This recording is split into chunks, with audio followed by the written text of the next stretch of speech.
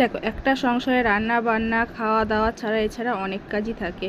তেমনই আমার রান্না বান্না হয়ে গেছে, সমস্ত কাজ হয়ে গেছে। ওদিকে জল ভরা, বাসন মাজা, গ্যাস মোছা, যেমন সব করতে হয়।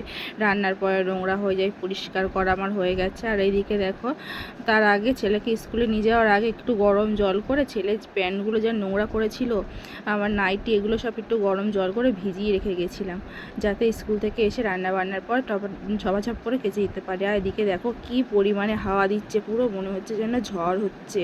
ওর জন্য দেখো সবগুলো ক্লিপ আটকে দিচ্ছি। সকালবেলা কেচে দিচ্ছিলাম, সেইগুলো নোংরার মধ্যে পড়ে গেছিলো, সেইগুলো আবার ধুয়ে ছাদের দিকে একবার মেলে দিয়ে এসেছি। ওর জন্য সবগুলো মেলছি আর ক্লিপ আটকে দিচ্ছি। প্রচুর হাওয়া, আর আমাদের যেহেতু ওপরে হাওয়াটা আরও বেশি লাগে।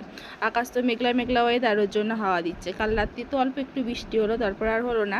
সকাল থেকে আজকের ভালোই মেঘলা মেঘলা আর হাওয়া দিচ্ছে প্রচুর পরিমাণে। আর আজকে আর এদিকে দেখো, বাইরে সকালবেলা যেগুলো কেচে ধুয়ে দিচ্ছিলাম সেগুলো শুকিয়ে গেছে, তুলে নিয়ে এসে ভাঁজ করে রেখে দিচ্ছি। ছেলে এসে পড়বে জামা প্যান্টটা বলে ওখানে সাইডে রাখলাম। ডালের কৌটোটা রোদ্রে দিয়েছিলাম, কারণ ডালে দেখছি একটা দুটো পোকা লেগে গেছে। কারণ আমাদের একসঙ্গে 2 কিলো 1.5 কিলো 1 কিলো এরকম করে ডাল কিনে রাখা হয়। ওই খুচখাচ করে কেনা ভালো লাগে না, ওর জন্য কিনে রাখা হয়। দেখি আজকে ডাল রান্না করেছি, যেহেতু কৌটো বার করে দেখি ডালের মধ্যে 2-1টা পোকা পোকা হয়ে গেছে। ওর জন্য একটু রোদ্দুরে দিয়ে দিয়েছিলাম ডালটার জন্য, কৌটোটো মুখ আটকে আবার ঠিকঠাক জায়গায় রেখে দিলাম।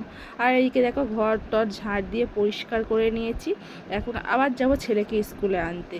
দেখো রেডি হয়ে গেছি। আর সকালবেলা যে শ্যাম্পু করেছিলাম, মাথা ভালো করে আঁচড়ানোর টাইমটুকুনি পাইনি, তাই এখন একটু ভালো করে আঁচড়ে নিচ্ছি। তা এই যে আমার চুল বাঁধার স্টাইলটা এরকম, চুলটা উঁচু করে সবসময় আটকে রেখে দিই। আমার চুলে কোনো বাবা স্টাইল নেই, আমার কোনো দিকে কোনো স্টাইল নেই। আমি নর্মাল থাকতে পছন্দ করি আর নর্মালই থাকবো। চলো টাটা।